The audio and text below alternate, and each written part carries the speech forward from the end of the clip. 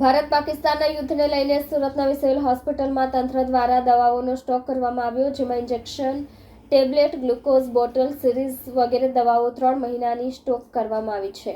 પહેલગામ આતંકવાદી હુમલા પછી તણાવ વધ્યા બાદ ભારતે ઓપરેશન સિંદૂર હેઠળ હવાઈ હુમલો કર્યો અને 9 આતંકવાદી ઠેકાણાઓનો નાશ કર્યો.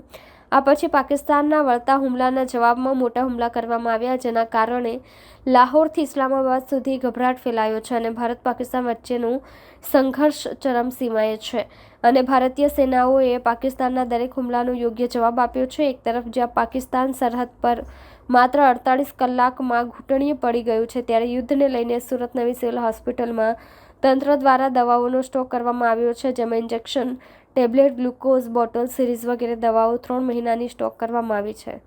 મારું નામ doctor Bharatdar Govindbhai Chavda, medical officer, નવી સિવિલ હોસ્પિટલ સુરત. હાલ હું મેડિકલ સ્ટોરમાં ઇન્ચાર્જ તરીકે ફરજ બજાવી રહ્યો છું.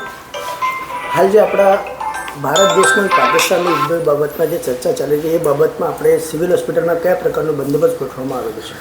સિવિલ હોસ્પિટલમાં અમારે ઇમરજન્સી માટેની જે તૈયારીઓ કરવામાં આવી છે તે ચાલી રહી છે. તેમાં અમારે દવાનો જથ્થો જે મેન હોય એમાં પાઇન્ટ છે, ઇન્જેક્શન છે, ટેબ્લેટ છે અને જરૂરી સાધન સામગ્રી ઓપરેશન રિલેટેડ પાટાપિંડીનું મટીરિયલ તમામ સામાન 3 મહિના જેટલો અમે સ્ટોક કરી લીધો છે. હાલ જે યુદ્ધની પરિસ્થિતિ સંકળાય એ બાબતે સિવિલ હોસ્પિટલની ટીમ કયા પ્રકારે રેડી છે? સિવિલ હોસ્પિટલની ટીમ તમામ ઇમરજન્સી હેન્ડલ કરવા માટે અત્યારે રેડી છે.